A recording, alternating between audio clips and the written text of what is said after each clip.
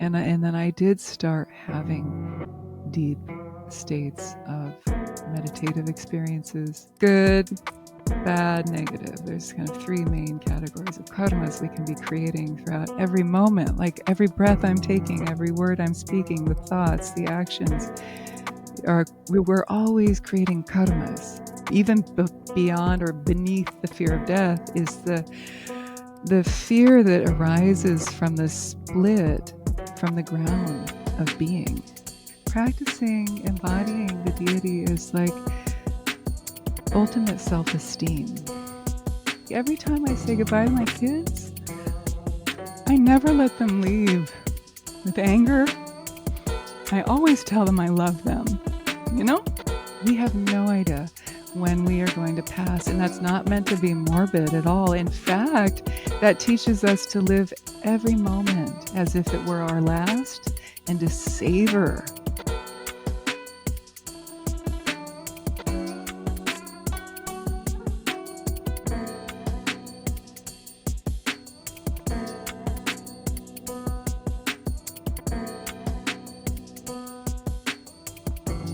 Om Purnamada Purnamitam Purnat Purnamudachyate Purnasya Purnamadaya Purnameva Vashishyate.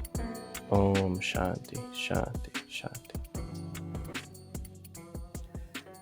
Sharanagata Dinartha Paritrana Parayane Sarvasyarti Hare Devi Narayani Namostute. Om Tare Tutare Ture Svaha. May our time together be a benefit for ourselves and for all beings everywhere. Thank you so much. That was beautiful. Yeah, so before we get into the meat of the conversation, I want to understand your path first. I want us to understand, how did your spiritual journey begin? How did you get to where you are today, on the path that you are on today? And hopefully maybe that can inspire us to maybe think about the journey itself. Well, first of all, I want to just thank you for inviting me here to share with you and your audience. I love that I get to talk to you and other people like you, the younger generations who are seekers and hopefully future teachers to younger seekers like you. I was once like you studying spirituality and looking for another way, to find happiness apart from capitalistic consumer culture. And I went to India, actually, from California, where I was born and raised. In my early 20s, I had heard that I could study Dharma, Buddha Dharma in particular, because I was raised around Tibetan Buddhism. My mom introduced me to Buddhism when I was a little girl because she became interested in it, particularly Tibetan Buddhism. How did her interest get into it? Yeah. I think like a lot of people, it was out of heartbreak and tragedy. She had lost a child before I was born. Okay. She lost a son at the young age of 2. His name was Michael. He died of encephalitis. Kind of overnight, he developed a high fever, and she rushed him to the hospital, and he died in the nurse's arms. And this tragedy just, I think maybe people, some of the audience has experienced such tragedy, but for a lot of us, we haven't. And that kind of thing, we can't even imagine what it would do to us. Absolutely. So she was propelled into, a lot of sadness, but also guilt. What could I have done? Soul seeking, soul searching. And first she went towards Christian mysticism. And she had a wonderful teacher named Suzanne, who was a a Christian mystic, and studied with her. My middle name is Suzanne, named after her, because Oh, she was wow. actually pregnant with me when she started studying with Suzanne. Um, but then after a while, she was drawn more towards Zen and Buddhist philosophy, Buddhist meditation. And then when I was a younger, like a toddler, she discovered Tibetan Buddhism and found that to be a place of refuge for her. And eventually she took refuge, and literally took refuge, which is sort of the act of going officially to the Dharma, Buddha Dharma, for sanctuary, for refuge, by in the three jewels, they say, the Buddha, the Dharma, and the Sangha. And she Mm. became a Buddhist. And so I was a little girl, 3 or 4 years old, wanted to be like my mom, like a lot of us do when we're young. And I took refuge too. I don't remember doing that, but she said I did. And so I became Buddhist. So I'm first generation Oh, wow. Buddhist, Okay. you could say. So she's a convert Buddhist, Yeah. and I'm first generation Buddhist. Not very common these days, right Yeah. now. Yeah. Yeah. A lot of even my friends and peers are convert Buddhists, like she was. So I was raised with it, but never really pushed into it. It was more just being raised with those values, Mm. and like be kind, and respect the law of karma, cause and effect. Yeah. Be compassionate, be loving. Uh, she would teach me meditation. She'd always try to drop little hints about, watch your mind and don't project too much. The source of happiness is within. And then she actually taught me my first mantra when I was a little girl, the Tara mantra, which I said at the beginning of the recording. You asked me Right. to recite something. Om Tare Tu Tare Ture Svaha is the mantra of the female Buddha of compassion in Buddhism. But what's interesting is she's also a deity in Hinduism, in Hindu Tantra.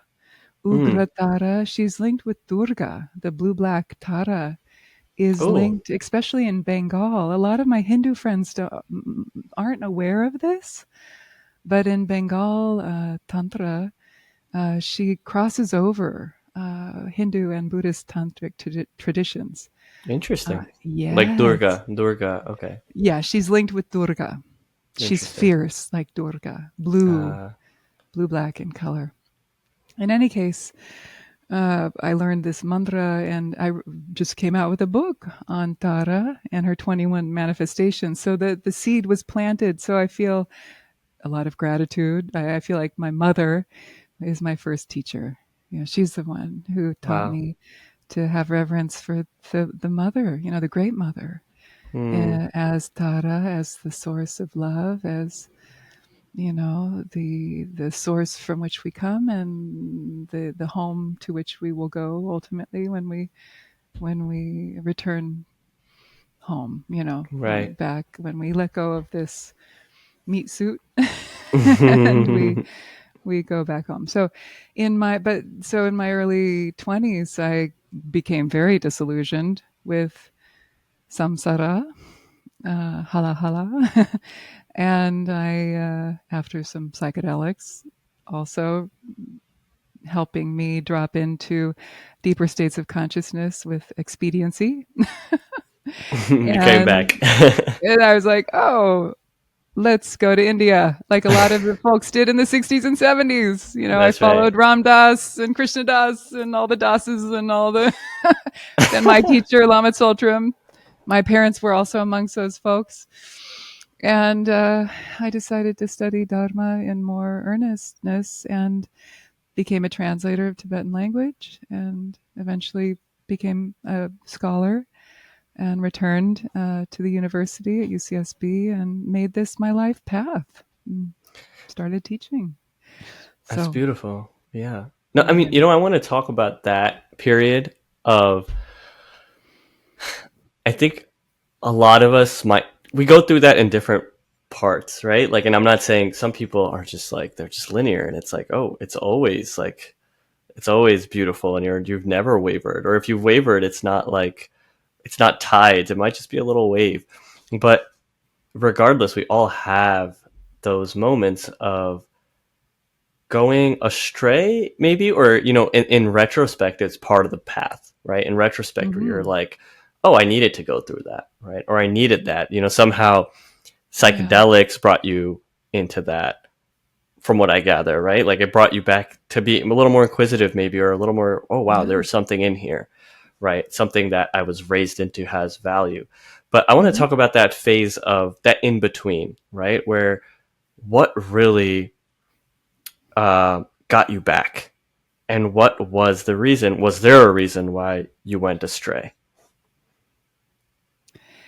Um, you broke up a little bit. Oh, Can sorry. you just tell me went back? Can you reframe that just so I make sure I Yeah, yeah. understand? No, I want to talk about that period of you maybe feeling like you weren't fully committed to the path, and then what made you Yeah. get back on it. Right, right. So of course, when we're young, we want to rebel against we're having fun, we're not suffering enough. At least not everybody. I I was born and raised in central Southern California, sunshine almost all the time, middle class, pretty easy life. And beach, surfing, volleyball, pretty fun life. I hadn't suffered enough, really, and but then over time, with more and more life experience, heartbreak, love stories falling apart, whatever, I started to realize, oh, there's something more. But yeah, there it was. It was almost like I started to get out in nature more too, and I started to get out of the city and to feel the harmony and the rhythm of nature started to show me that there's something else out there that's more beautiful, that was more close to my true nature. And I felt more happy and more fulfilled when I'd go camping. I got really into rock climbing and mountaineering, and I felt very more expansive states of awareness, even just in the mountains, like that, being unplugged from the world. And then I would have these very palpable feelings of coming back into the concrete jungle, driving in my Volkswagen van, bus, driving back in to the cities, going, what have we done? We've paved over paradise, and feeling like, oh God, no, I want to go back. Those feelings. And then coupled with occasional, and I wasn't like really big into drugs, but occasional mushroom journeys or acid trips. And where, like, I would say that it's those experiences of either being in nature or psychedelics would drop me into the ground of being, we say in Buddhism, where it's below the surface waves of consciousness, of awareness, of the duality, and into more of the quiet depths of the ocean, where it's more of our natural state or our ground state. And so those experiences, whether it's being in nature or psychedelics, gave me tastes of what was possible or my true nature. Now, I'm not advocating psychedelics. I'm not trying to do that, but I'm just saying at that time in my life, in my late teens, early 20s, I was ripe for it.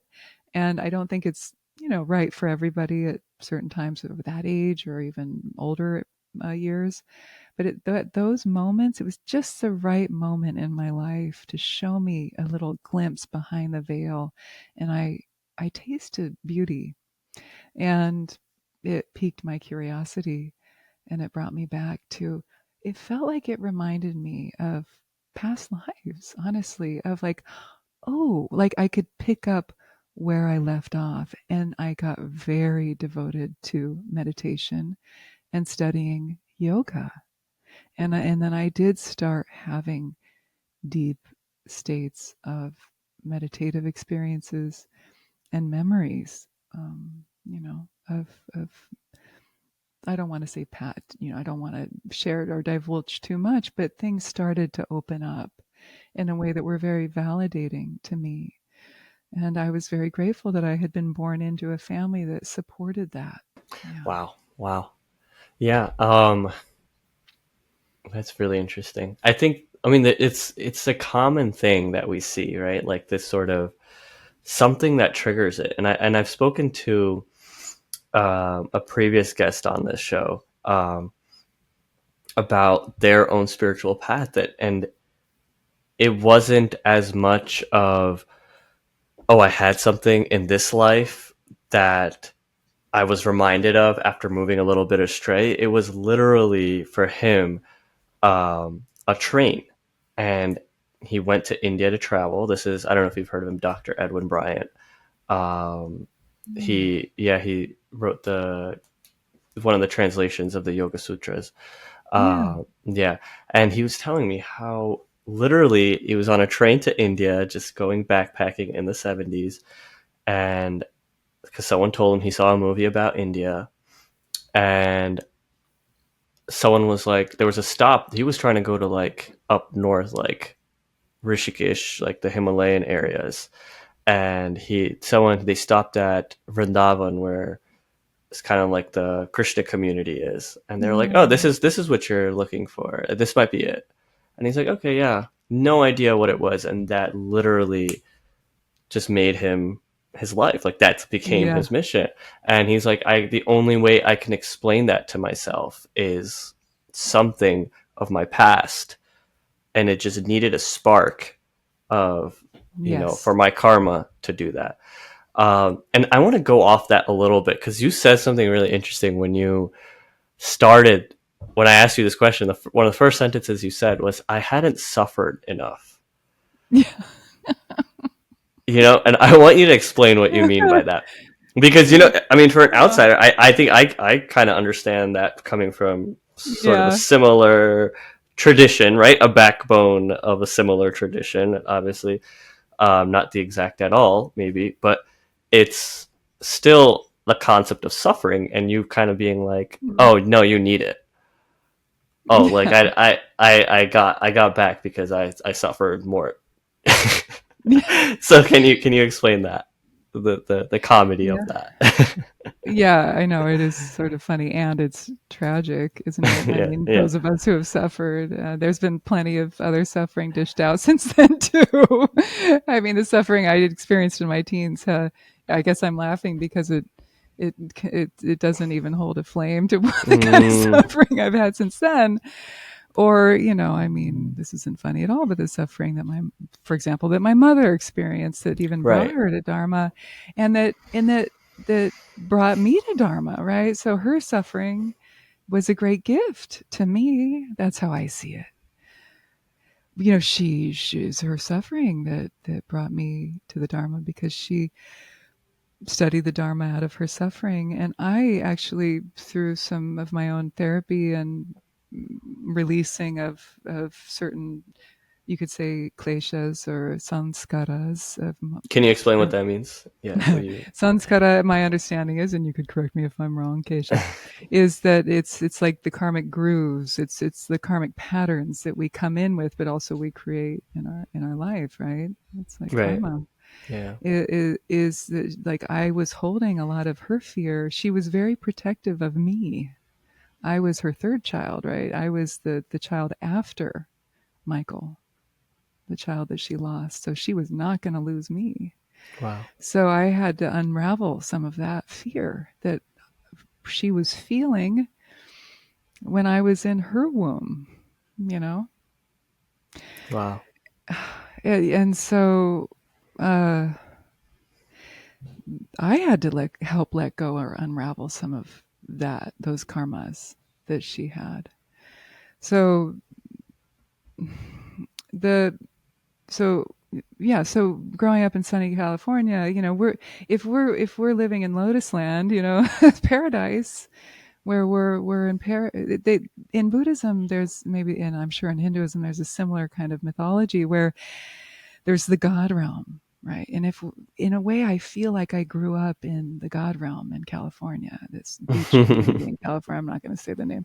The God, this God realm in Southern California, where it's la la la, life is good, and but it is at a certain point, those positive karmas are going to burn out. Yeah. And so in Buddha, in the Buddhist cosmology, that's called the six realms, and one of the six realms, the highest of these six realms, which all of them are in samsara, the wheel of suffering, the cycle of suffering. They're not out of it. They're all within space-time, duality continuum. So the highest of the six realms is the God realm. So it's a pretty good lot. And you're going to be there for a long time. It means you've got a lot of good karma in the bank account. Right. And you're going to be blissed out for quite a good length of time. But after a while, that's going to burn up and you're going to drop down to the bottom, which is the hell realm. And then there's the hungry ghost realm just above that. And then there's the animal realm. The human realm is right in the middle. And then there's the jealous God realm, and then there's the God realm. So there's this kind of, you cycle through depending on your karmas, right? Good, bad, negative. There's kind of three main categories of karmas we can be creating throughout every moment, like every breath I'm taking, every word I'm speaking, the thoughts, the actions. We're always creating karmas. A lot of people think maybe only karma is negative. Oh, it's negative karma. But we can also generate good karma depending on our motivation, right? Mm-hmm. Or neutral karma. So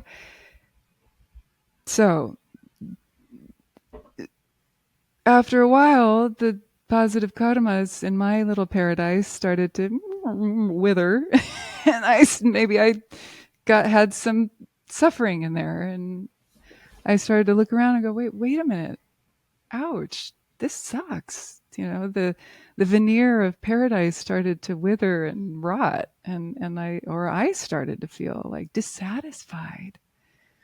The satisfaction starts to wither, and we look around and we go, wait a minute, this isn't so great.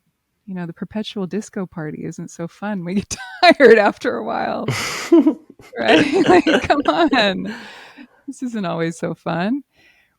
And then what's the deeper wellspring of happiness? Where's that? Like, I'm not getting that in the commercials. I'm not getting that at high school. I'm not getting that at the beach. I'm not getting that down the beer keg, right? And then because of my upbringing, I had the Dharma books on the shelf. I had my mom talking about meditation. I had Taoist books. I had yoga books. So I had that background. Mm-hmm. Thank God. And you did too, I'm sure.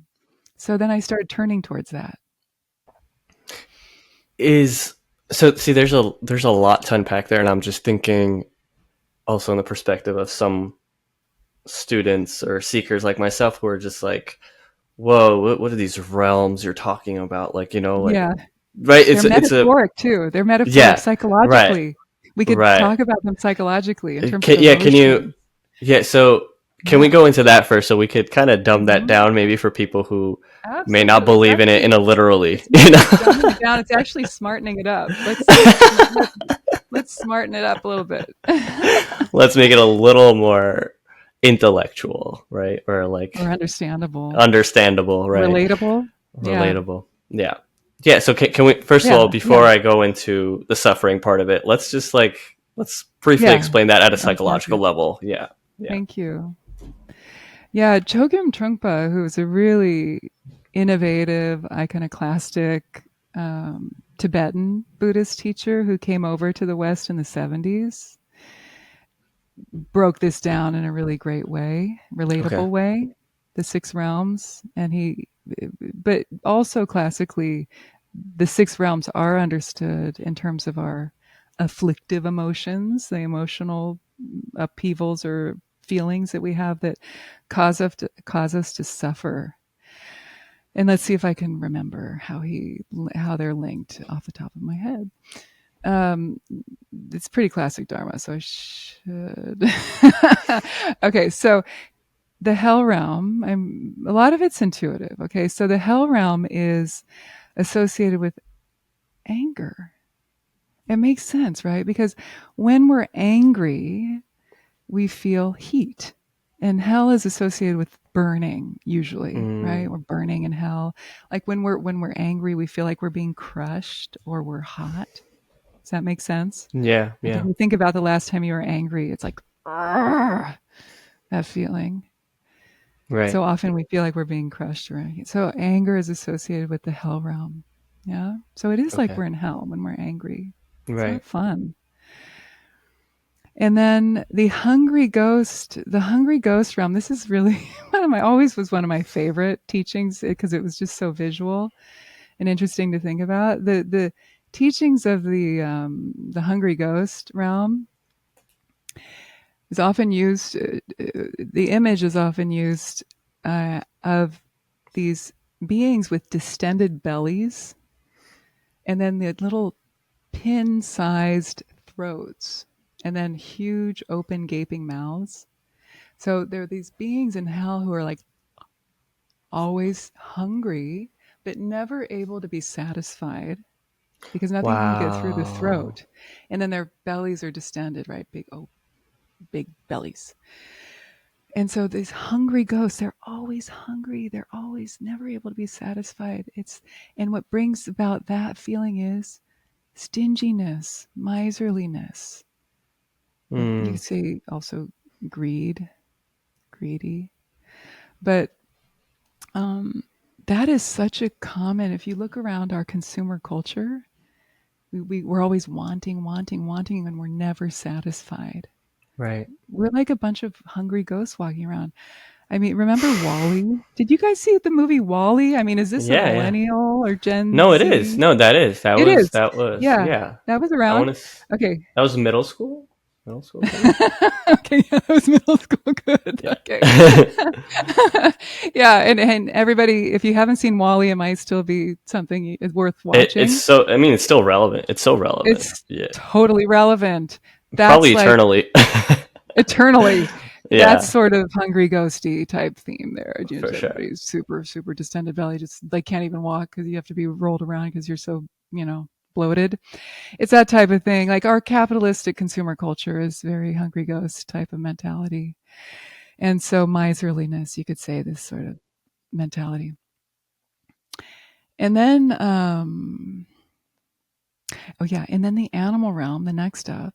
Now, this is not bad mouthing animals. We all love animals, and animals deserve just as much respect as humans and insects and and nature, the environment. Okay, so Buddhists don't give animals a bad rap, but they do say that animals are characterized by the emotion of ignorance, or it could be also called a mental state, ignorance, because they don't have that prefrontal cortex like humans do, right? They're beautiful and they're cuddly, and we shouldn't eat them if we can avoid it. And but what the Tibetans say is, if you were to tell an animal, if you say the mantra Om Mani Padme Hum, you will be liberated into the Buddha field of Amitabha. They couldn't, unfortunately. Probably most animals couldn't do it. I mean, maybe there's a parrot who could do it nowadays, but without a parrot to do it.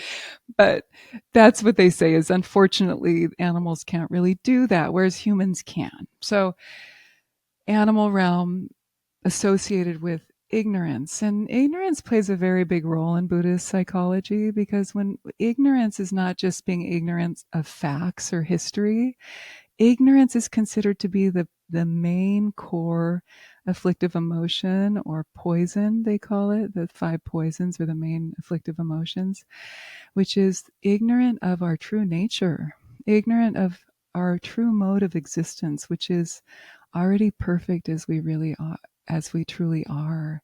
Our Buddha consciousness, our Buddha nature, Krishna consciousness, you could call it, or mhm, or Brahman, or Atman, our true nature.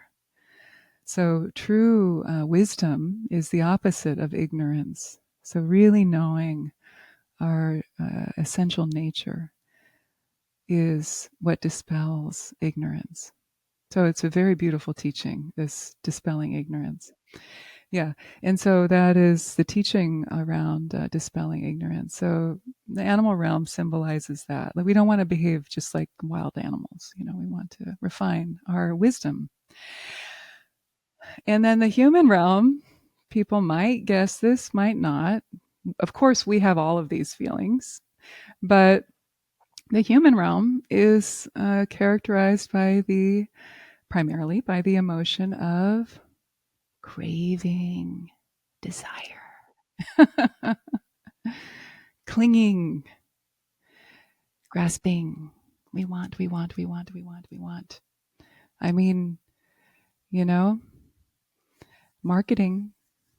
Go into marketing if you want to make a lot of money. If you want to be human. So, yeah, marketing, because if you know the human nature is to buy, want. So yeah, we want. And even if you drop into deeper states of meditation, or even if you just start to try to watch your breath or sit for 3 minutes, you can see that the mind is always going here and there and everywhere, kind of grasping at this thought, that thought. It's very subtle, but it's very pervasive.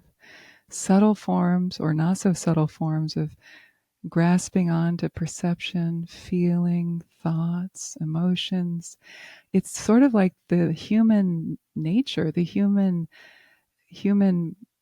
impulse is to cling on to whatever presents itself to our 5 senses, right? The eyes, the nose, the mouth, the taste, hearing sense, tactile sense, and then the 6th sense in Buddhism, but also probably I think in Ayurveda and the Hindu thought, is the mental sense, the brain. Everything filters through the mind, of course. So that's the 6th sense. So that's the human emotion, is desire or craving. And then the next realm up is the jealous God realm. So that's pretty obvious. The emotion of the jealous God realm is jealousy. Jealousy, competitiveness, comparing. Oh, it's sort of like those gods who are always fighting each other. Right. I'm going to win. I'm going to take this domain. I want that. That even in like Hindu mythology that I'm familiar with, it's always been the stories have always been representing, oh, this god got like more attention, or like, oh my god, these people stopped worshiping me, and like now I gotta like give them more rains and thunderstorms, so then they suffer, because why would you ever do that to me? And like, yeah. I don't know if that's similar, but yeah, yeah, there is a little bit of that overlap. Yeah, in Yeah. the Buddhist thinking too, cosmology. Yeah. And then the last one is this God realm that I sort of started with, is pride. Because once you get up there, you're thinking, oh, I'm the king of the mountain. I'm not even jealous anymore because I'm above everybody else. But then, it's so good for so long, you sort of forget that that's impermanent. You're not going to be there forever. Boom. And then when those good karmas wear off, you're back into the cycle all over again. You've got to work your way back up if you're lucky, if you can get there. There's no guarantee. So yeah, pride is a big one. Yeah. Arrogance, conceit. I'm better than you. And what's under that? What's under pride and conceit? I mean, honestly, if we really think of our human nature, when on the schoolyard, the bully, or even just in anywhere, like at work, people who are arrogant and prideful, what do we really know about them? Or if you think about yourself, like when you think you're so prideful, what's really underneath that? The jealousy? Insecure. Oh, the Well, it could be insecurity. jealousy, but insecurity, really, like, oh, I'm not good Right. enough, so I have to puff myself up. The fear of not being good enough, usually. So, not all the time. Sometimes there's just real arrogance. Like, There's just I people who are really like that. am. Yeah. No, but yeah, you're that's true though. There's a certain layer of like a foundation of you're insecure about something. That's why you need to show something else, or just show that, oh, I already know this and I'm really good at it, or you're lesser, or whatever that might be. Often. Yeah. often. There's the fear of losing things. I think there was this poem I read Yeah. where it was like the king fears a revolution by the peasants. The Yes. peasants fear the overpowering of the king. The rich fear, the poor fear the rich. Only the Yes. person who has renounced, has mentally renounced it, even maybe not physically, is the one who is fearless. Uh, Beautiful. yeah, I mean, I'm really paraphrasing this really good poem, so whoever wrote it, I'm sorry. But yeah, no, I think thank you for breaking down that whole thing psychologically, because I think that's very relatable for everyone, right? Like, there are layers to us, and understanding Yeah. suffering, if we're just living in this realm of pride and ego and arrogance, and um, Yeah. the moment we come down from that, we realize like what we're actually going through, right? Like, it's kind of like having, um, and that's where I actually wanted to go to, where suffering, I feel like in the moment is terrible. I mean, it's the worst thing, but there's a reason in Buddhism, especially, right, where it's the first noble truth, right? It's of the Yeah. first four. Yeah. So can we go into that a little bit? Why the importance of Yeah. suffering, right? Like, how is that therapeutic potentially? Yes. Yes. But there's something you brought up just a moment ago in that poem that I want to tease out, and then we can go to the suffering, which is fear and to be fearless. Because, um, so remember, the six realms are within the cycle of samsara, right? And what underlies all of samsara and these six domains and the six experiences of those uh, poisons, you could say, or the afflictive emotions is fear. We experience all of those emotions because of some duality, some fear of like us versus them, or ultimately, really, it's the fear of death. But even beyond or beneath the fear of death is the fear that arises from the split from the ground of being, the split from the ground of the source consciousness, whether it's Shiva, Shakti, or Samantabhadri, and Buddhist parlance. It's a similar kind of anatomy of, the source and then the split from the source. It's like being in the mother's womb and then you're out of the mother's womb. We can like literally be like, I'm one and then I'm two. Ah, Right, right, right, right. And so this existential fear of like, everything's perfect. I'm one. I'm in the womb. And then suddenly, boop, it's terrifying. I'm right, separate. And then there's duality and how do I manage this? And I have to get used to this whole thing. And then there's ignorance and anger and jealousy and pride and craving and all of those afflictive emotions. But if we, what the Buddha discovered and other sages of old from many different spiritual traditions is that if we release fixation on duality or craving and aversion and ignorance and all of those things, then we release ourselves from that grasp of suffering, and we exit the rat race and we experience nirvana, right? The extinction or the extinguishing of suffering, and we're liberated. And so then that cycle of existence no longer has to take place unless we choose to come back to be of service. And we look down from wherever we are, heaven or some other dimension, and we say, I think I'm going to come back because it's a shit show there and I want to help. And then we get down here and we're thinking, as one of my teachers says, incarnation. What were we thinking? That sometimes I think that I was like, what was I thinking? Maybe I'm going to go back. Okay, so now we can go back to, well, here we go. Yes. Here we are. We're back at We are suffering, here. right? Is that we're back We at are here. suffering, We incarnation? are What were here. we thinking? Exactly. I think, I mean, you said there was a lot of really interesting things that you said in that, and I want to break it all down, but because it's so, these are things that are lecture series is, each word that you're using here is like, you could break that down into a whole like lecture series, a whole classroom about it. But yeah, let's go back to the suffering, right? Because I think speaking about nirvana and breaking past this concept of to the listeners and this, the seekers who are here with me, I just want to say we're breaking down. I'm reminding us all that we're breaking down a concept that is common in obviously Buddhism, because something we want to understand, but also common in spiritual practices. Is kind of breaking down the idea of how do you get past this concept of suffering? Like, how do you get past this idea that, oh wait, so you're telling me these are the psychological levels that I'm going through? I totally get it. I understand that. You're right. I get arrogant about these things. I have pride. Shoot. Okay, you're right.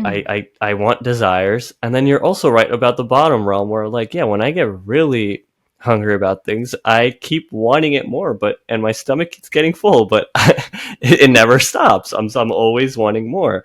And then, yes, I get angry if I don't get it, or I get angry if someone did. Yes, it all makes sense. I'm going to keep suffering, or I'm going to keep, this cycle is going to keep going. The goal in this tradition or in this path is to be liberated from this cycle, right? I hope I kind of broke this down into justified it, right? But let's go back to the suffering. Do I need that?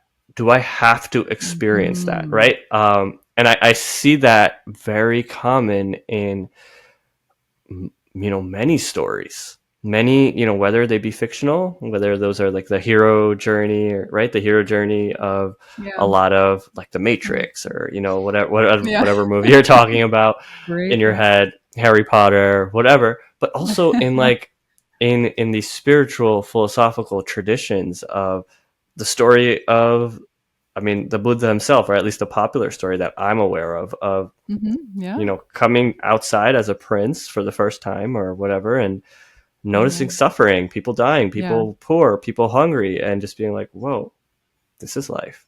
I could speak from the Hindu tradition. It's kind of like the story of the Gita and in the Mahabharata. If whoever is familiar with that, it's Arjuna, who's like, the goat, as we say, like he's the best archer on the planet, can destroy anyone. And he's on the battlefield and he's like, wait, why am I going to kill a bunch of people and get thousands of widows and a bloodbath of, dead bodies, and for a kingdom that I want? Like, how is this dharma? Or, again, I don't want to get into the whole, we could talk about dharma as well. Great but story. Yeah, and that's where Krishna's like, yeah, you're right. This just will lead to suffering. So do we need that? That's my question to you. All to say is, is suffering a required step? You should answer.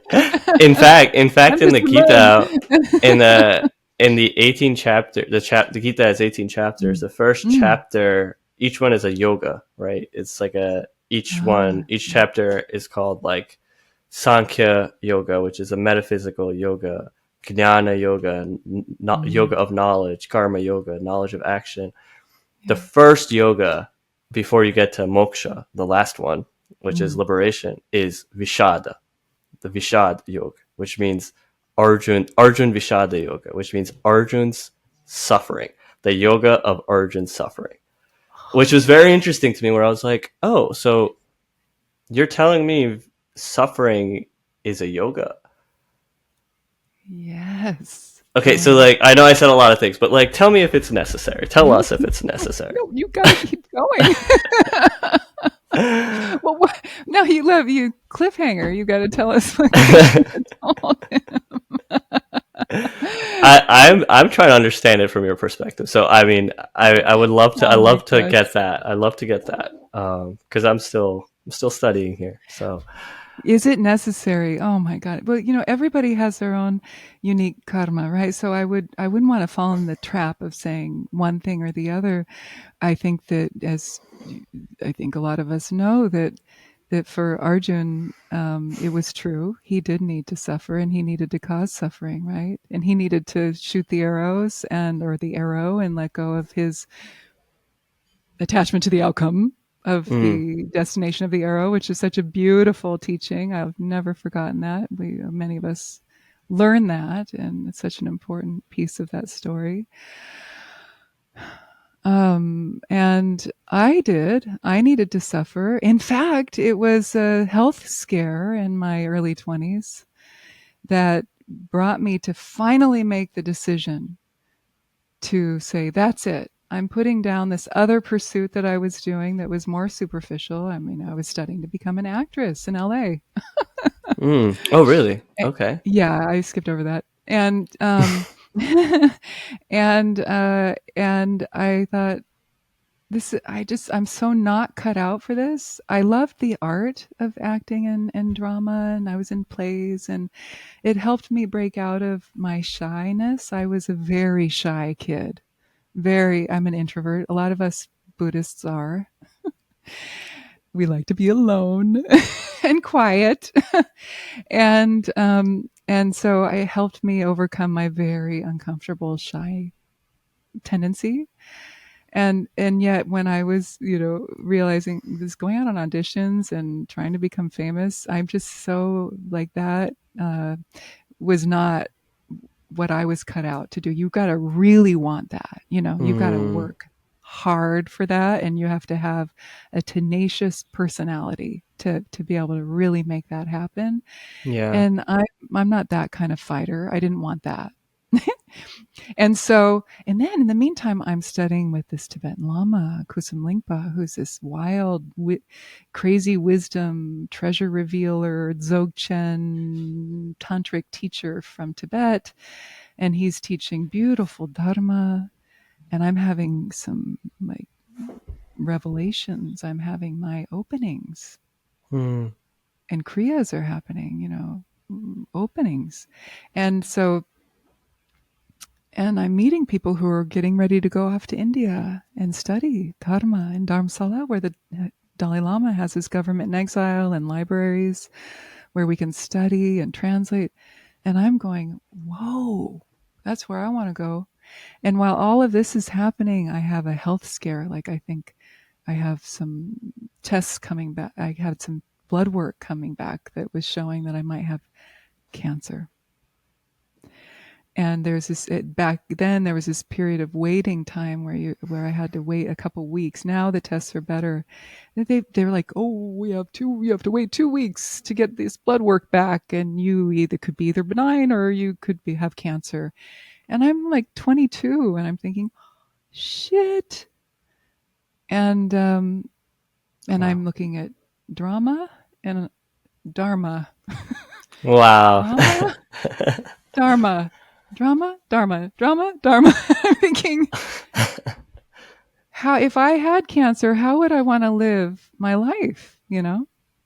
A meaningful life. One of the core teachings, especially when you first set off on the path of Dharma, Buddha Dharma, Tibetan Buddhism in particular, the first teaching a Tibetan Lama will give you is to contemplate this precious human life that you're given and how to make use of it and to not waste it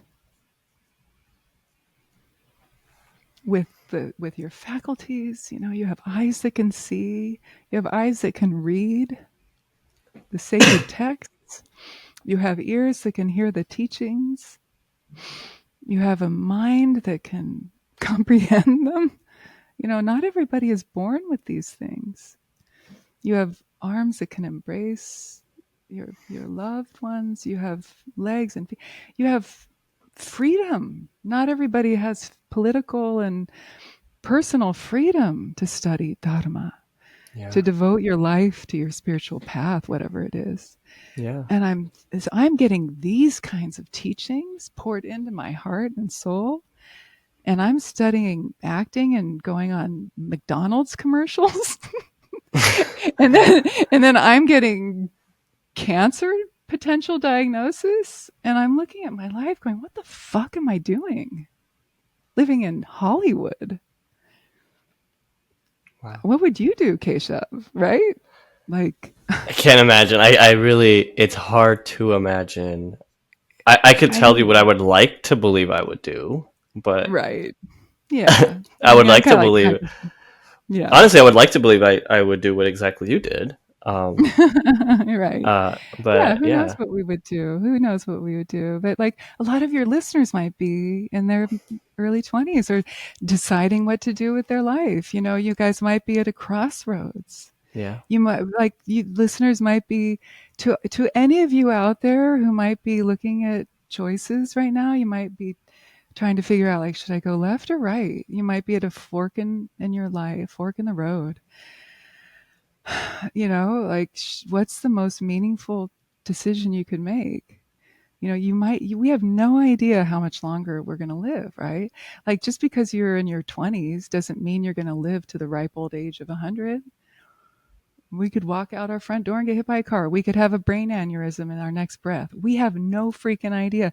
That's a part of Buddhist practice, is to contemplate impermanence and the uncertainty of the time of our own death. We have no idea when we are going to pass. And that's not meant to be morbid at all. In fact, that teaches us to live every moment as if it were our last and to savor every moment, every breath, and every beautiful human being we're sitting across from, our family. Like every time I say goodbye to my kids, I never let them leave with anger. I always tell them I love them, you know? Like we have to live as if this is our last moment potentially with the people we love and care for.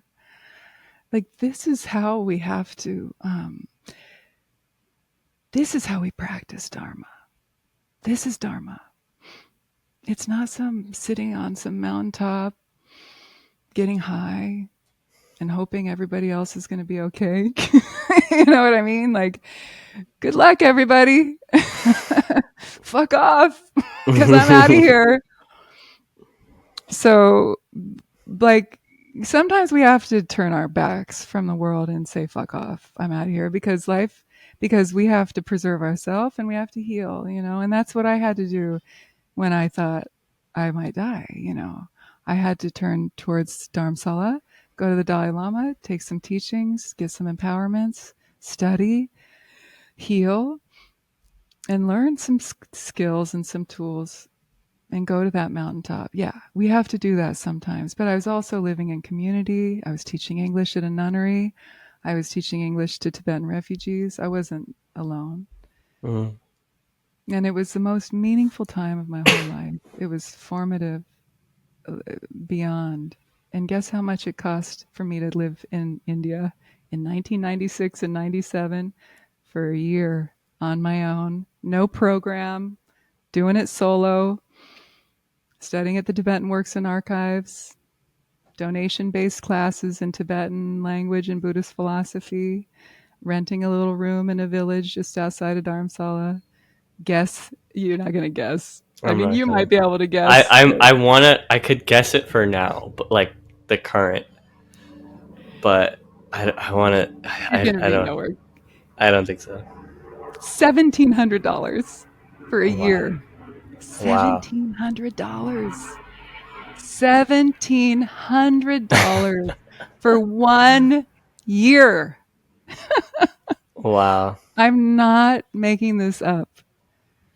I Wow. came home after that, worked for a little bit, went back for another half a year. And it was just I was like, this is heaven. Didn't have to go into student debt.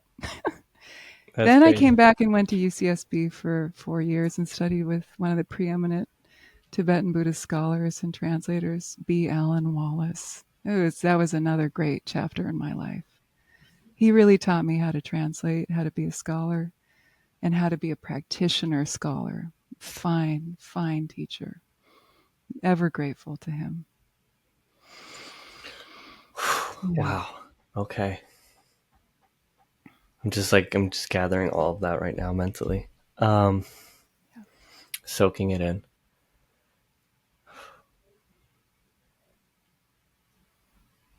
I think it's very interesting to see the concept of dharma and how because I'm not entirely sure also if it's the same definition that I've been taught. Okay. So Yeah, there's I would a lot. love for you to kind of explain that as well, because I know Yeah. you were explaining that in the sense of us being like, oh, when you take this stuff seriously, when you take at one point where when you say something like you can't take life for granted, like this human birth, for instance, like Yeah. at least in the in the Hindu traditions that I come from, or even in the Gita, it says how I don't know if it's similar, but it's just that the chances of getting a human birth and the opportunity to get a human birth is so rare, and Yes. it's a 1 in whatever billion, and you want to seize that moment. You want to make the best of Yes. that. You could lose anything at any point. What Yes. are you going to live for at that moment? And there's a part of me that even when you say like, oh, you want to meditate on the impermanence, there's a part of me, right, like you rightly noted, is someone might think that's scary. Why would you want me to do that? And then there's another part where you're saying, no, but dharma is not about just running away necessarily and being like, okay, I'm gonna put my mind somewhere else. I'm gonna do some psychedelic necessarily or whatever in the mountains Yeah. and blah blah blah. No, it's about living in your present moment and serving in some sense, loving in some, Yeah. every moment you get, because every second is meant for that compassion that is innate in you. So I want to see how do those two things add up? Like, how do you Yeah. look at impermanence, not get scared, and then flip that to a compassionate view on life? Because that seems to be a very important tenet of not only what you're saying, but Buddhism in general, or any of these spiritually uh, heavy traditions in general, where it's like, no, you want to embrace impermanence and the suffering that comes with it, like we talked about in the beginning. But oh no, that will convert to compassion and love and bliss. How does that happen? Because honestly, ignorance is bliss. That It is sure is also true. sometimes. I have to say, looking back, I mean, they say when you start on the path, it can, at first there's And this basically what honeymoon I'm saying, period. Yeah. yeah, Yeah. And then it starts getting really hard and you're thinking, why yeah, did I ever start on right, right. You're like, oh, dude, everything makes sense, man. Oh, this is amazing. And then like maybe even a month or a few years later, you're like, this is tough, and I would rather be over there on the beach again. Yeah. It's But true. yeah, all to say again, how does that leap happen from embracing Mm. impermanence Mm. to a joyful life? Oh. Yeah. Well, I think a lot of what you're saying is true, and all of it is sort of almost like a developmental arc. I think that it's when I think back on my personal development, when I first started to meditate on impermanence, study impermanence, which is actually the next contemplation after contemplating the preciousness of this human life with its leisures and endowments, and not to Mm, waste it. The next contemplation is to contemplate, well, karma, cause and effect, yeah. right? And to just observe that around you. Like every action has a reaction, and Mm, have respect for that. But then also the next one is impermanence, that everything that is born will die, that everything that comes into being will have to eventually, sooner or later, wither, right? The flower comes due to causes and conditions from the seed and the moisture of the earth and the water, all of that, boom, it will bloom and then it will wither. And that's the natural way. That's okay. It's not good or bad. It's nature's way. Yeah. Just like us. So there's no sort of intrinsic value judgment on that. It's the way things are. We're the ones who put the value judgment on it, right? We don't want things to change. We resist it. We don't want people to die. Of course we don't. We love them usually. We don't and so we suffer when things change. The Buddha said, the things that we suffer because the things that we don't want to change do change, but we also suffer because the things that we want to change don't. There's always some version of or suffering don't at the right time, like when or we don't want at to the change. right time. Yeah, Sure, yeah. right. There's always some way. There's a myriad of ways we can suffer. There's no shortage of ways that we can suffer. Right. Right. So to contemplate impermanence, that everything that is born will eventually come, will die. That's the nature of time, space continuum. As long as we are in the wheel of time, kala, right? We will be ruled by that. That will be Yeah. part of our existence and our experience. So let's be sober about that. Let's be realistic about that and mature about that, and not fight it, because as long as we fight it, we will suffer. So instead, let's be in harmony with reality, with dharma, right? Because another way to translate into English the word dharma is reality, right? Is phenomena, is truth. I know that in the Vedas, the earlier traditions, dharma more meant like our purpose, right? Yeah. Our destiny. So dharma can have a lot of different implications. That's why in the beginning I said Buddha dharma, because you can also have the Hindu dharma. You can have different versions of Right. truth or teachings. I don't want to assume I'm coming from a Buddhist lens Is that mostly, yeah? but I'm totally ecumenical, by the way. I'm also I love Hinduism and I love yoga. Yeah. The chant I did at the beginning of the call was from the Devi Mahatmya. Narayani Yeah, I is heard that part. Yeah. from my Hindu tantric teacher, Karibi Sen. She taught me about the Hindu goddesses when I was a grad student at CIIS. And I asked her to teach me a prayer to the Hindu version of Tara. She taught me that shloka from the Devi Oh wow. Mahatmya to Narayani. I didn't know that before. Anyway, that's a little side note. So I just want to say I love the Hindu Dharma as well, and I'm a student of both. And so there are many different definitions of Dharma, right? Phenomena is like Dharma with a little d can be phenomena, reality, truth, but with a little t, Yeah. But Buddha Dharma, when it's put together, is referring to the reality or truth or phenomena as described by Shakyamuni Buddha. You see?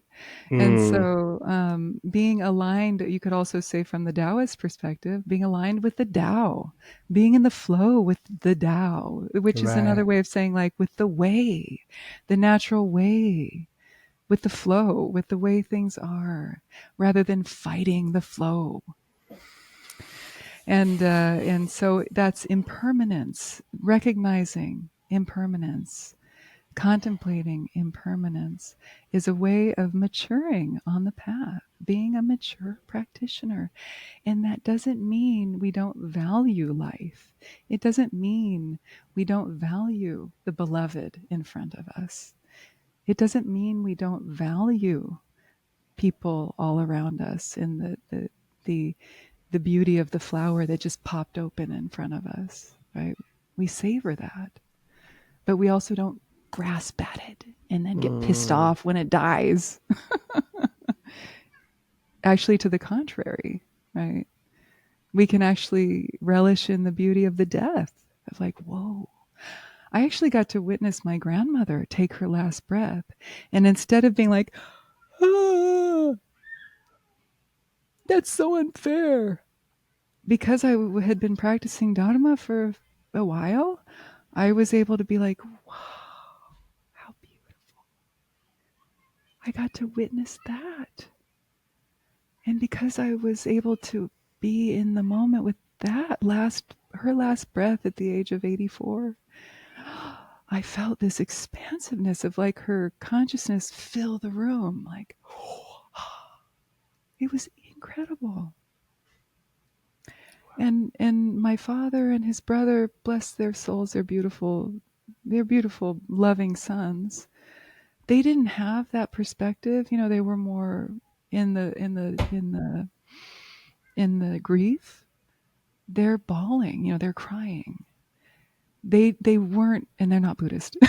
So they're atheist and, like materialists.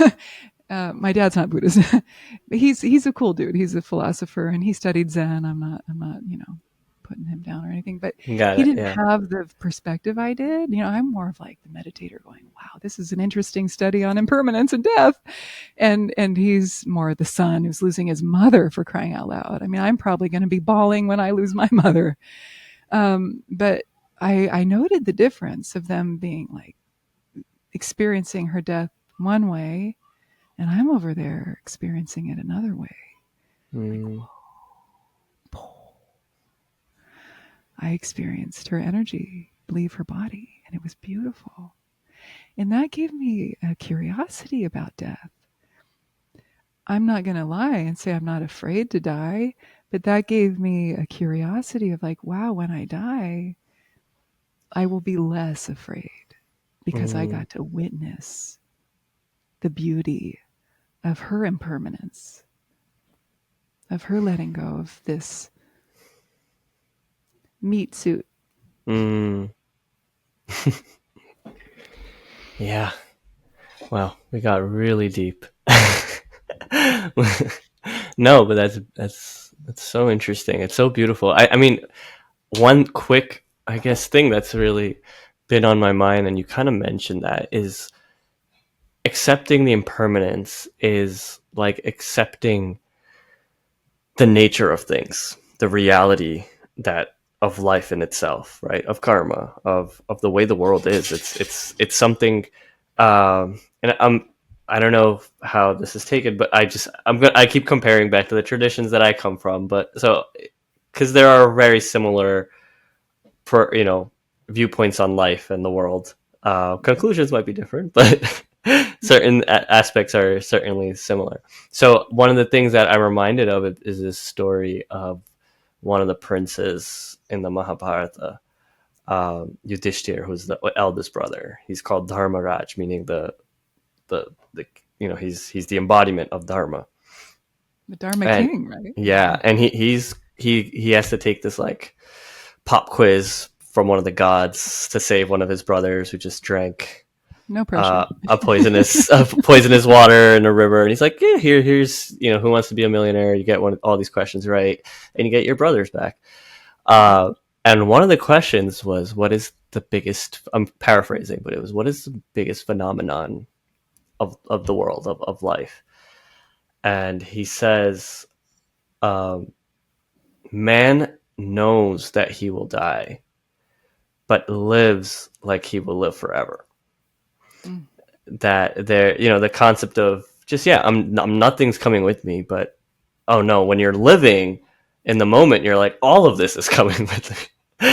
And that ignorance of it. So accepting the reality and the nature of things makes me wonder, like, how can that also be taken, sometimes in a negative way, of accepting my nature as who I am, right? And being like, this is nature playing through me. This is how I act.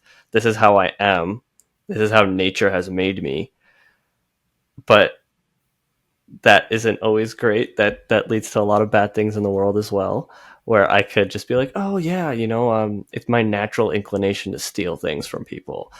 Or, how do we make sure accepting the nature of life and ourselves and our mind Mm. isn't abused as a Yeah. concept.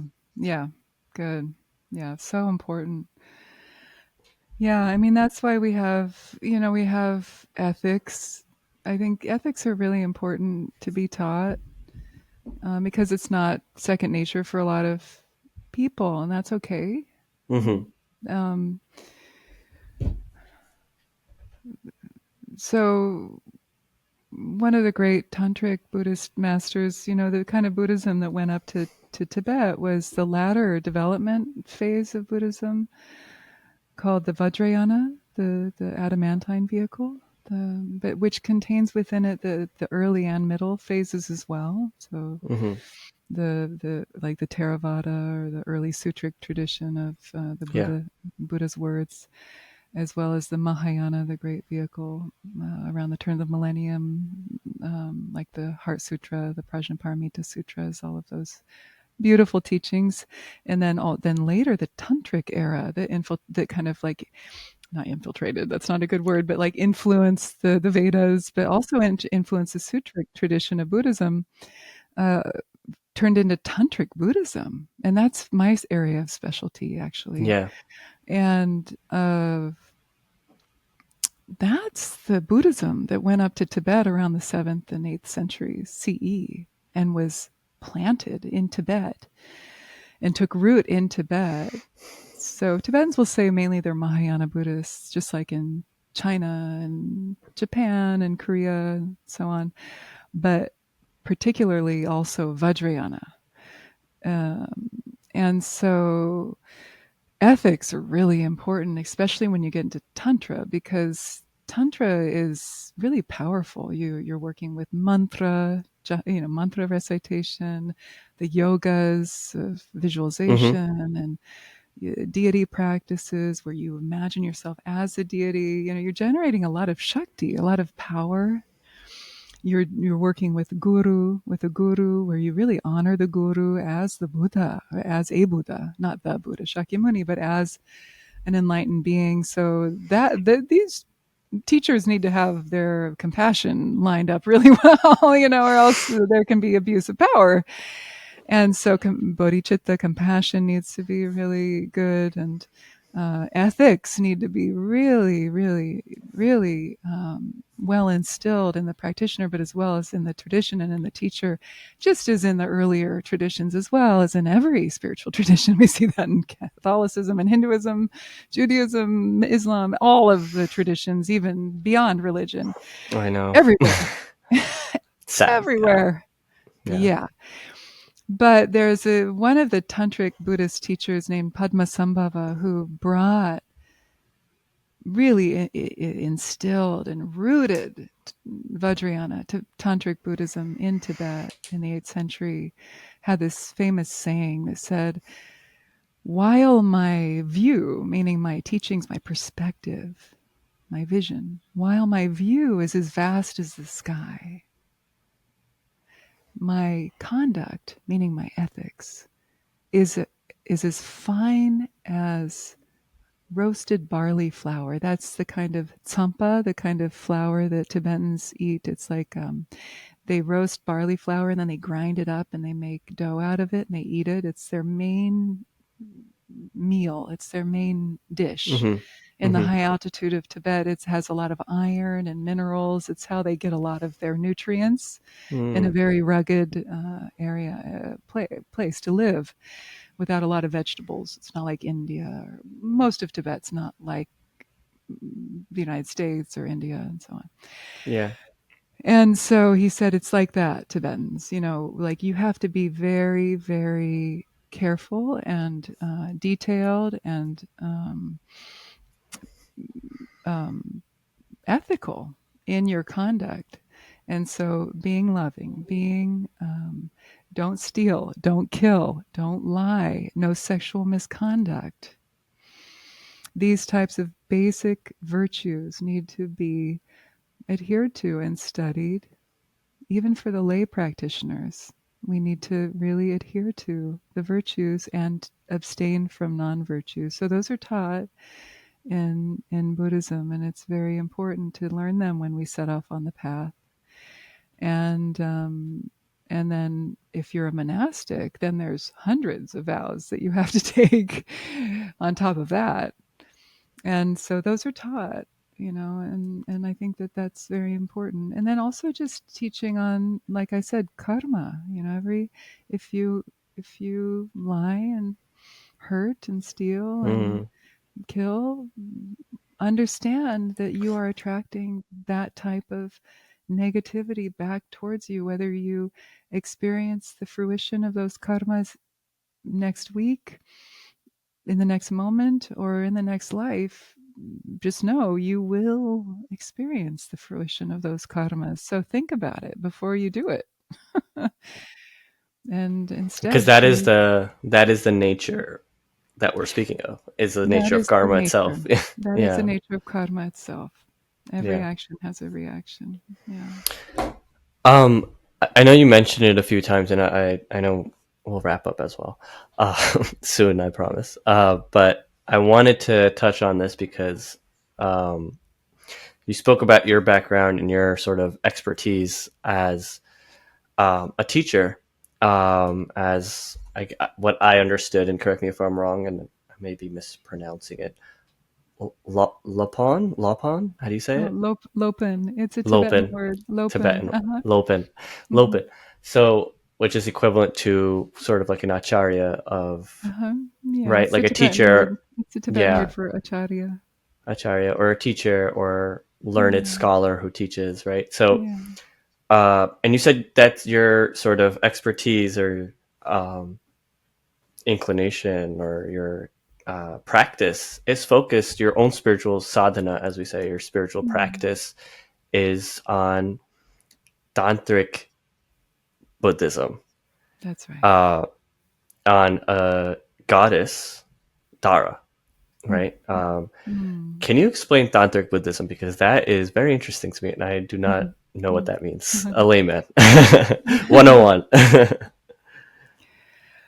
Yeah, well, it's a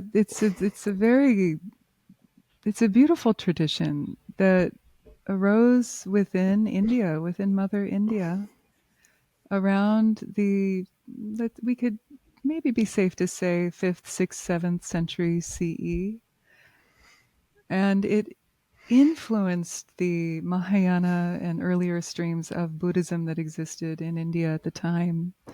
Mm-hmm. I think that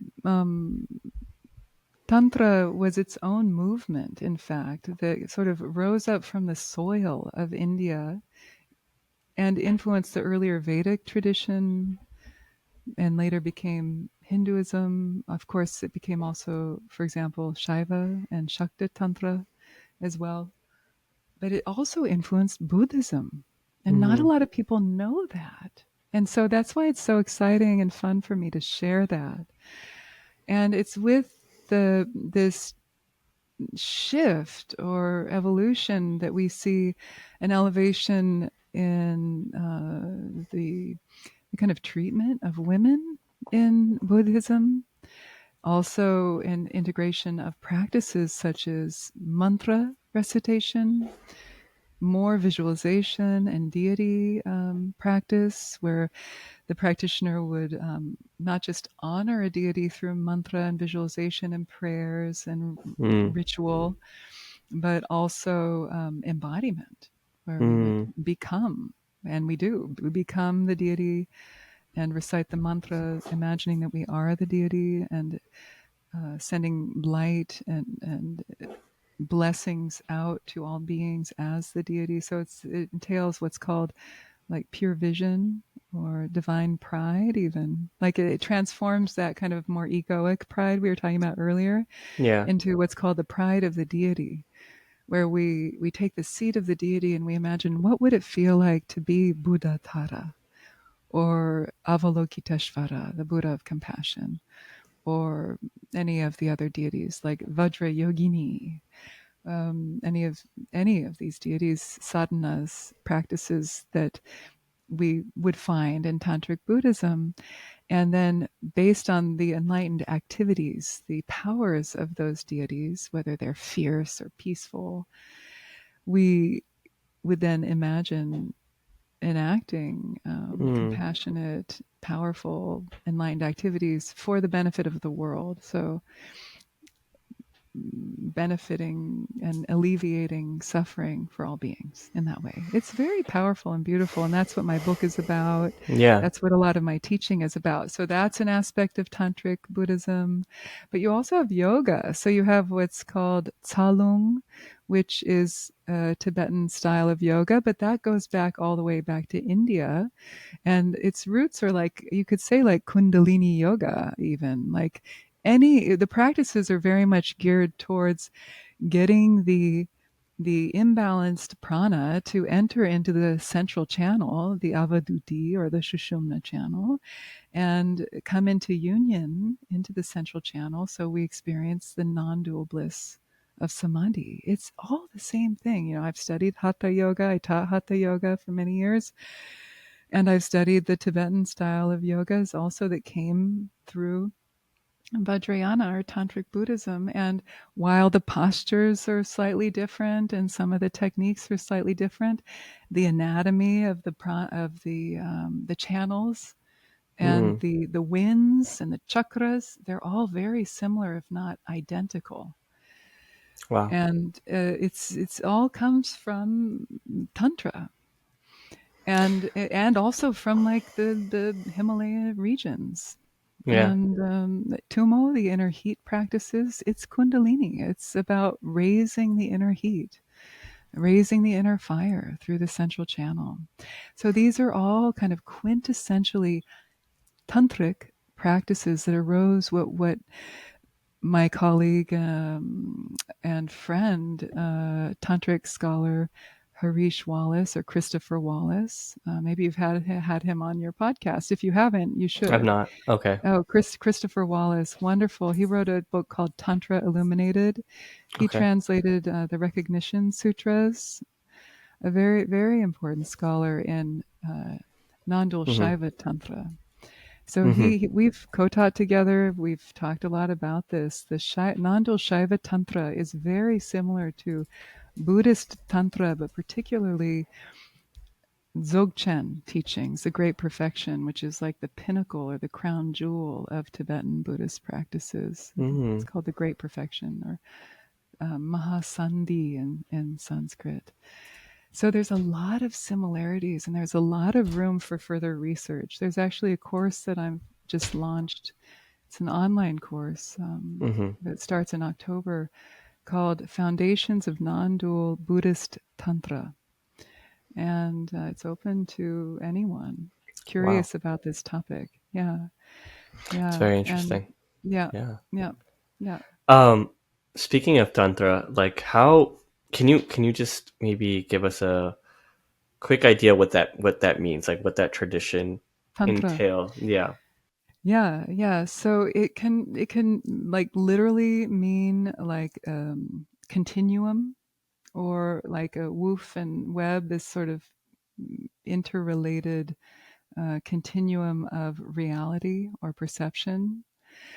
But it also is the name of the actual texts that contain within them a set of practices, spiritual practices, such as mantra recitation, deity practices, yogas, practices that are meant to help the practitioner achieve deeper states of consciousness through embodiment and through ritual.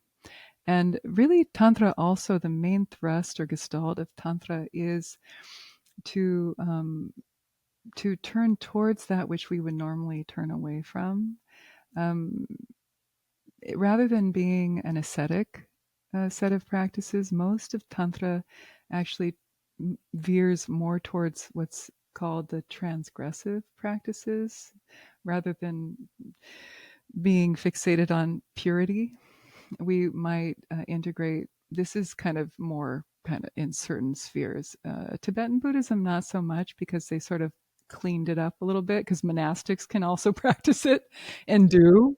But you might work with certain substances like alcohol or other, like soma was often used, which could be an alchemical concoction that would instigate certain states of consciousness.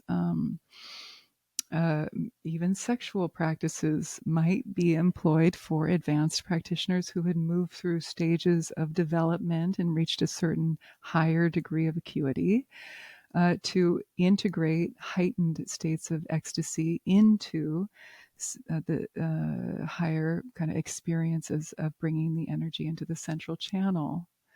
Nowadays, there are other terms of what's called neo-tantra, which people confuse as tantra.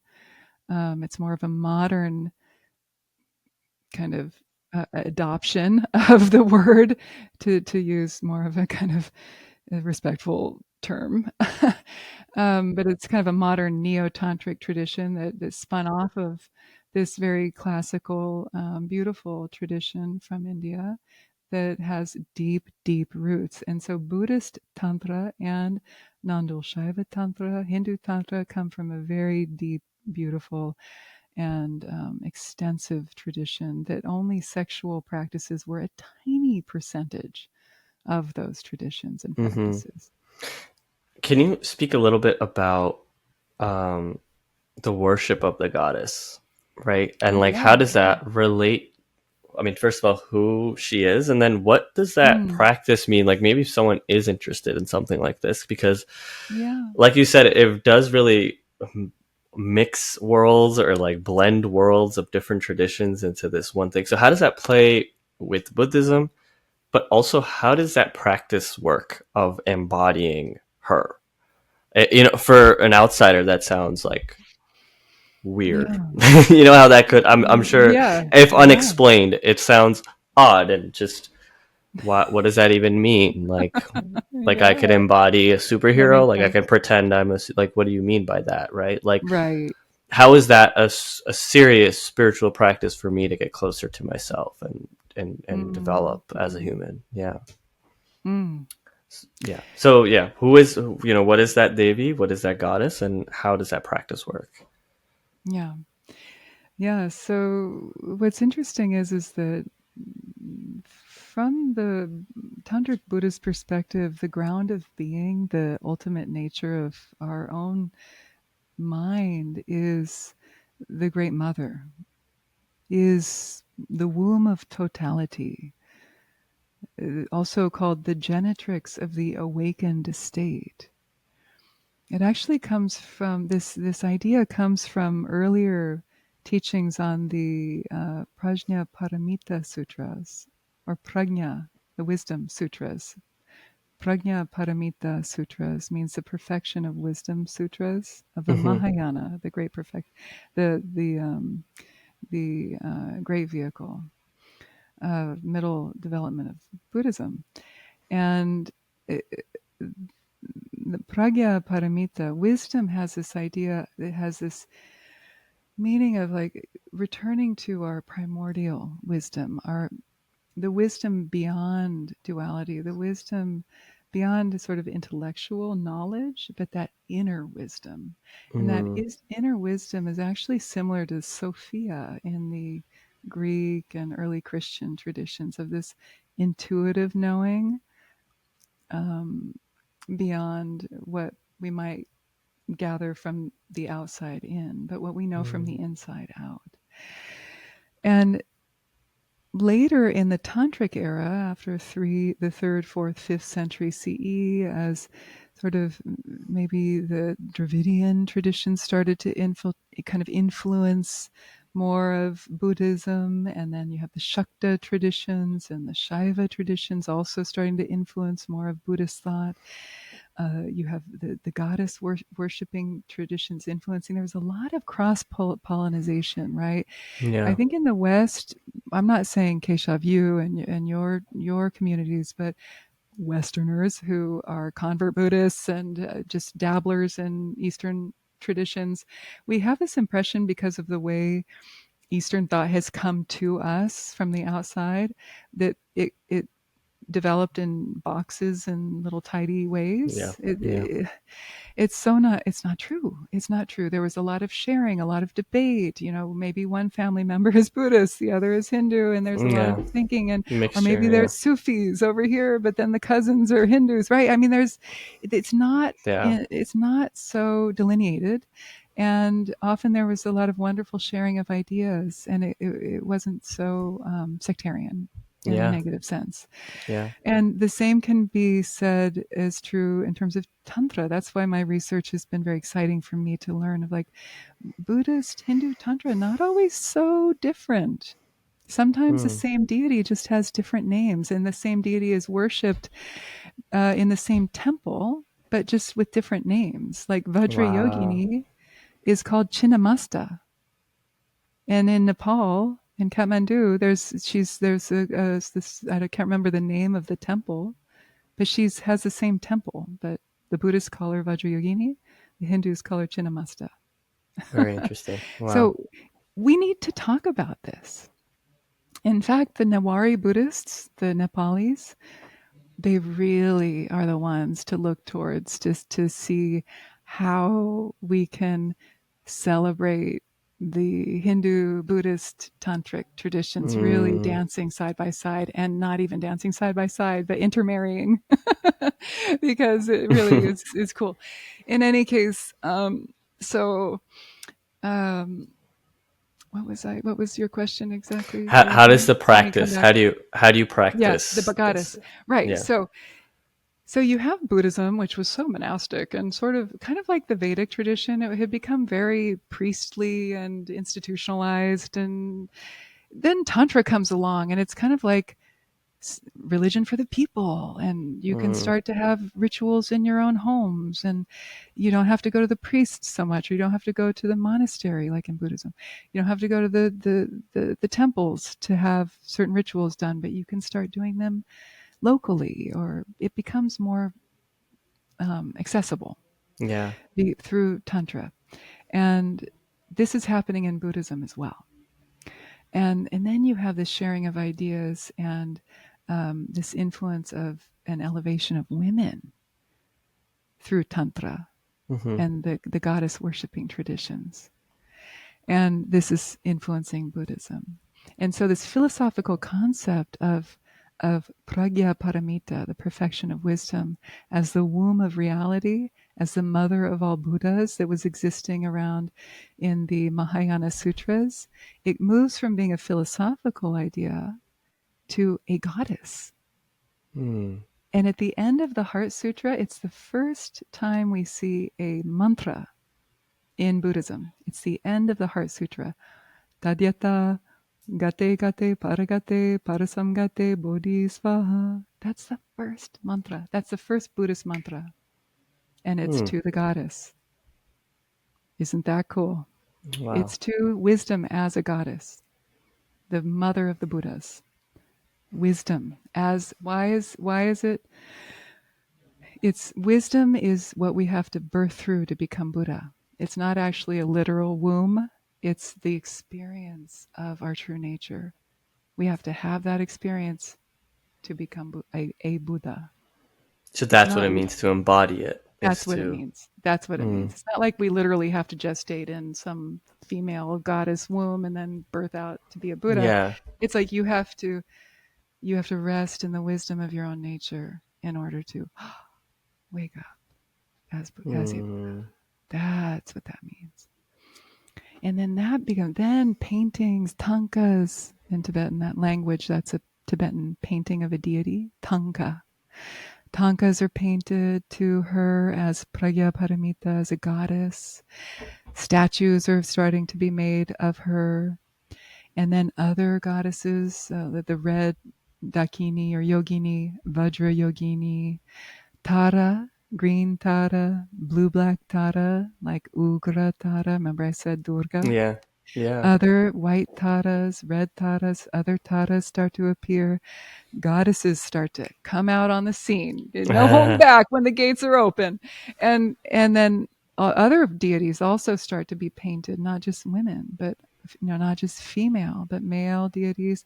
Then union. You have the Yabyum, which are the masculine and feminine deities in union, also become an interesting thing. And that's not literal. That is a representation of the divine, polarity, the yang and the yin, you know, and in union into the non-dual state. That's so interesting. Yeah, because Yeah, I'm yeah, just like I'm like connecting yeah, it with so much of like yeah. I know maybe I don't know if I'm doing injustice because I know sometimes uh, you connecting making correlation that aren't there, but like a Shiva and Shakti. It is. Oh, Oh, it it's is that. similar. So Okay. in the early, like the Kula Chadamani Tantra is one of the earliest Buddhist tantras. It's a dialogue between basically a version of Shiva Shakti, but Buddhist style. But it's the same, like all of these tantras are very similar to the Shiva Shakti Hindu tantras, Mm, where there's dialogues between the Shiva Shakti. yeah, Oh, how do we reach samadhi? Oh, well, you do this. Or, oh, what's the ritual of this? Oh, we do this. And some and of them it's are very esoteric, yeah, and some of them are very sexual too. but like the representation of it, from what I've heard and learned a little bit of it, of consciousness and awareness, the silence of it, and Mm, Shiva being that, and yes. Shakti being nature's conscious, the awareness of nature, the birth of nature, the existence Yeah. itself and life, and how the two mingle together to allow life to happen, to allow um, yeah, to allow it all to happen. It's you can't have one without the other, you know. Yes, and here is something that's so interesting. I'm really glad you brought this up. And this isn't reaching for straws, Keshav. People ask this question a lot, like, what is the similarity between Hinduism and Buddhism with this model? It's flipped. The sword, like in Hinduism, where Shiva is this stillness, and then Shakti grew out, is the creative force that then is that kind of emits out of it and is the creative beauty. Well, as nature, like you said, in Buddhism, it's the opposite. The feminine is the stillness, is the womb, is emptiness. It's that genetrix of the awakened state. It's that fabric of empty, interdependent fullness that has the capacity to give birth to all phenomena. And then it's the masculine aspect that is the luminous and compassionate display of it. So it's the masculine that is the effulgence and is imbued with ever emitting compassion. Isn't that beautiful? Because usually masculine is given a bad rap, masculine. Well, it's actually is masculine is compassion, which is so beautiful. So the feminine is wisdom, and it's that stillness at the center. And then it's the masculine that is the creative display. And that's what I like to say to people. There's no absolute right or wrong here. Let's enjoy the beauty of these different ways of seeing reality and relish in that and feel how both of them can be true. It's so interesting to me. I mean, a lot, all of this, but I've noticed that about just that area, the geography of that subcontinent, Yeah. um, way like how it's so much has come out of like these traditions that we've Yeah. boxed into being no, this is what they believe and this is what this is, and then Yeah.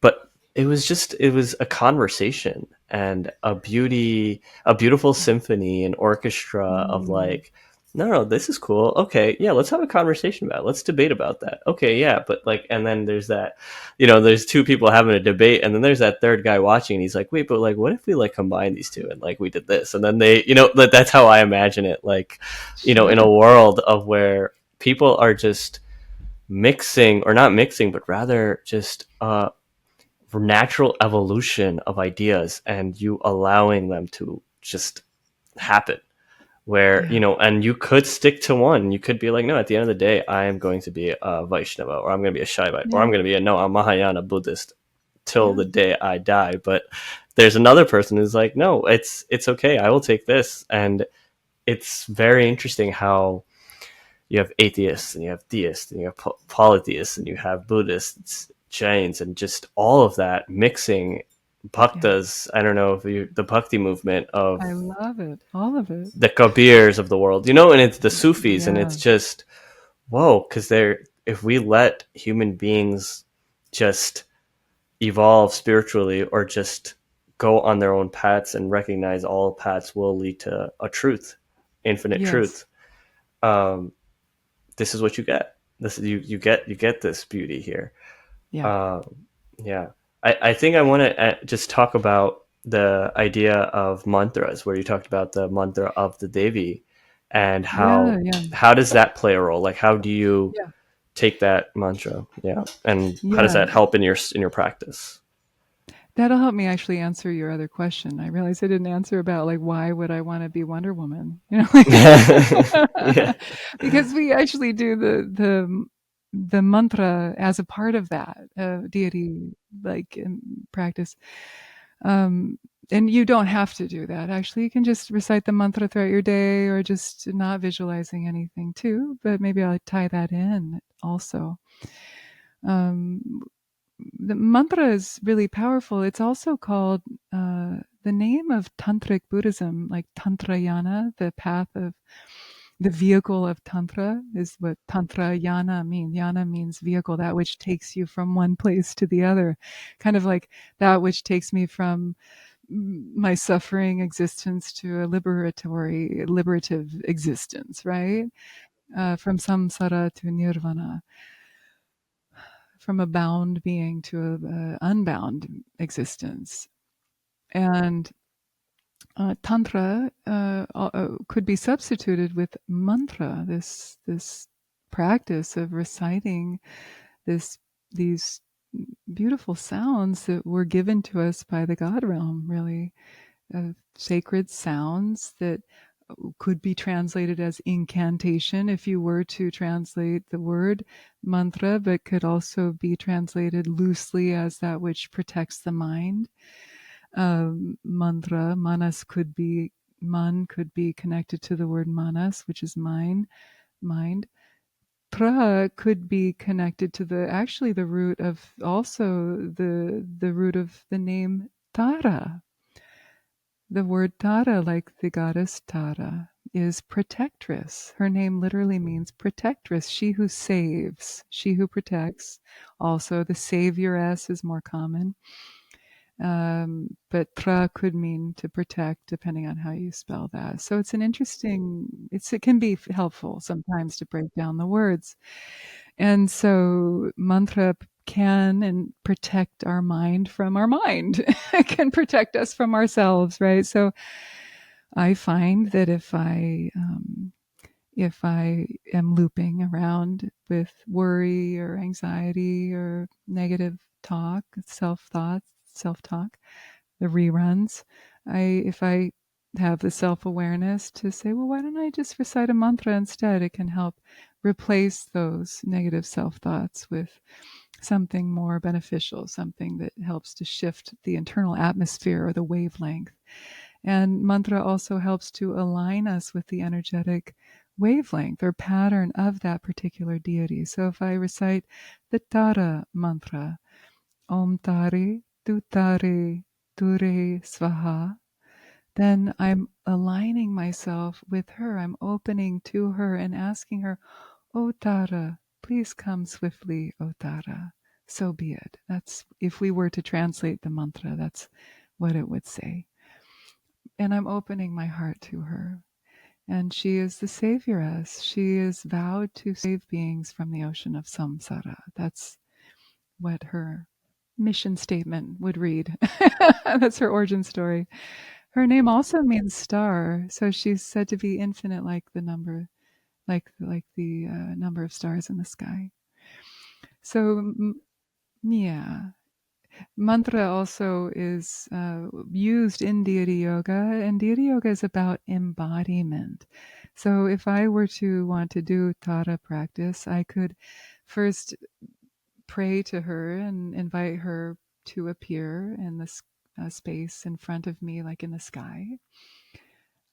If I would study her image, her iconography, or I could just feel her, like the sunlight on my skin, her blessings, her love.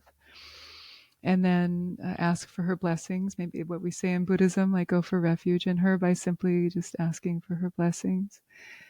And then imagine her dissolving into me, like light dissolving into my heart and into my body. And then through that light, then I become her. So through embodiment, my body becomes a body of light. So if I'm imagining, let's say, white Tara, then I would imagine myself becoming a body of light. So I would become, rather than a body of flesh and bone, I would become a body of light, hollow like a balloon. So no beating heart, no bones, no flesh. And then I would have like a little mantra in my heart chakra. And as I recite the mantra, it would be spinning around my heart chakra, emitting rainbow wisdom light. And that light would emanate to all beings and bring healing and liberation and love. And so there's this feeling of embodiment, like feeling what would it feel like to be her, filled with compassion, power, total freedom and love. And then wishing that, sending that out to all beings, like even my enemies, right? Not just my friends and family, but to everyone. You could work up to that.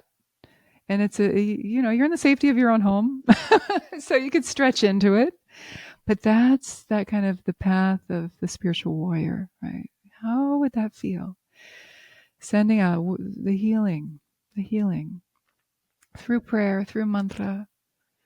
And so and then you would close the practice and dedicate the merit. All these sort of the structure of the deity yoga practice is a very beautiful poetic thing. And you could have teachers who could teach that, or, I have guided practices, and other teachers would have guided practices. And it's nice to have the instruction of somebody who could guide you through that. But there's a quality of healing that happens when, like my teacher Lama Tsultrim says, practicing embodying the deity is like ultimate self-esteem, where you really let go of like the temporary fear or limiting self assumptions you have about who you are or who you aren't. And for just even for a period of time, you let that fall away, and you, as much as you can, feel what would it feel like to be Shiva or be Shakti or be Krishna or be Tara or be Avalokiteshvara for 10 minutes or half an hour, and feel what that's like. And then when you get up from your cushion, you can walk through the world a little different, maybe a little lighter, a little wiser, a little more compassionate, a little more patient, a little more understanding. Wow. Well, And thank so you for mantra is a like very breaking important it. part of that. Mantra is Yeah. like the vehicle of that. Yeah. Well, look how we got here, the vehicle of this conversation, where Mm-hmm. we're talking about mantras, and here we are Mm-hmm. asking you the one question that I actually wanted to ask you this whole Mm. time, which is, what is your life mantra, right? And then I think we've talked Yeah. about this before, in terms of concluding the essence of this conversation, of this teachings and this sort of experience that we went through from your own journey, talking about suffering and talking about life, talking about karma, talking about how we can live a compassionate, fulfilled life, to talking about a practice, talking about a specific tradition, talking about your worship of a deity and how that can be a vehicle for your own embodiment of understanding your true self, as bliss.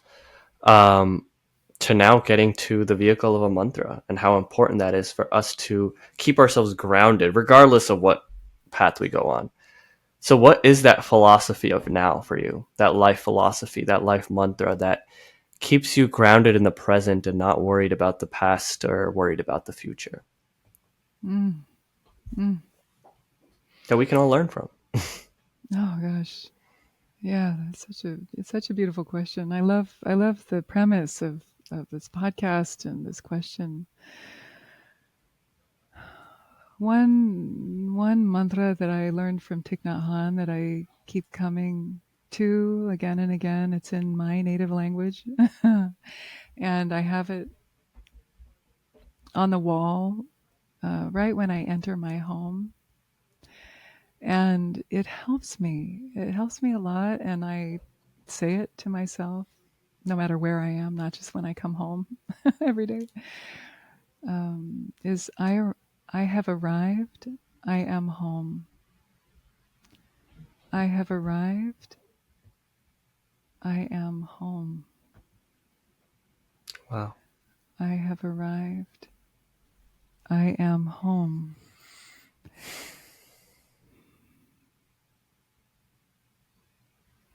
Because I can say that in any moment, because in every moment we are arriving. Mm. We land with the breath, we land in the moment, and then we're here. And wherever we are, we're home. And I don't know about you, but I need to remember that.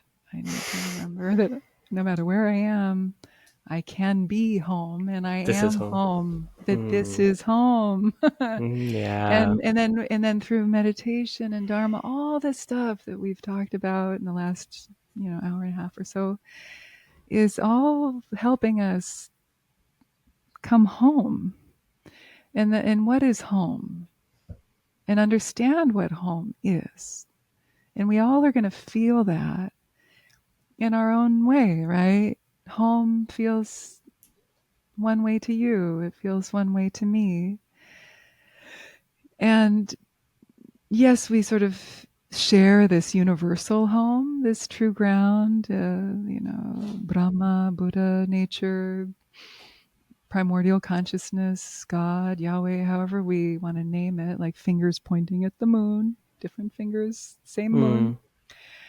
Mm. Uh, Maybe it has different colors, flavors, but the home ground is where we return to when we die.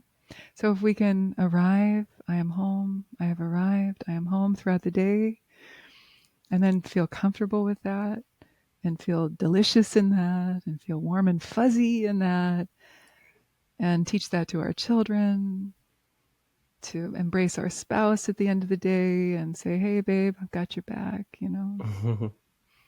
we're home, I'm your home, we're home. This is what home feels like, we can entrain each other with that. I think that's a big part of why we walk the path, because we entrain each other, the vibration. We entrain with each other, and that's the gift.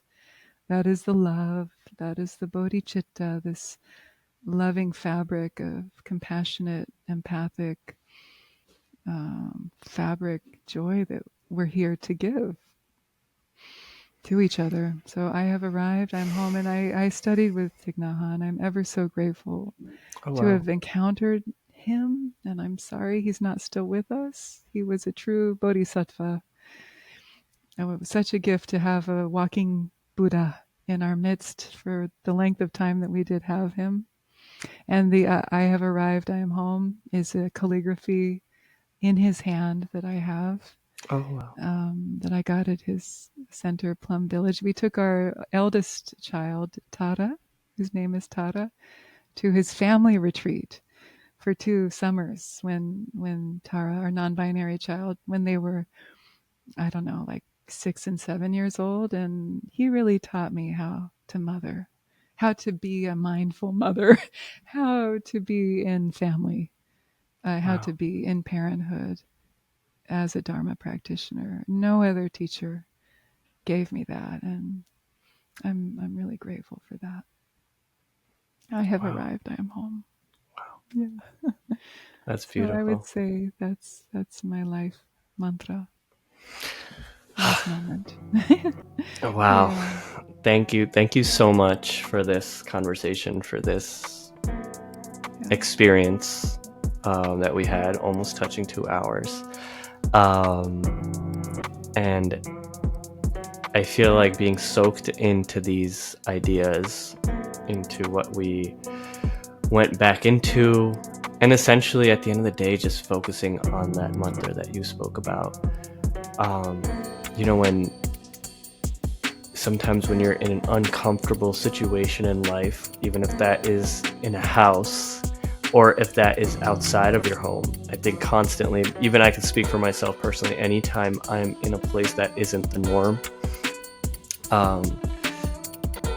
my brain goes wild, right? And I'm just like, oh no, what's gonna happen? And a mantra like that, regardless of what my path is, whatever my practice is, keeps me at home. So thank you for that. Thank you for this conversation. I hope you enjoyed it. I did. It was a wonderful conversation. You're a wonderful interviewer and a philosopher of now. And a very wise millennial.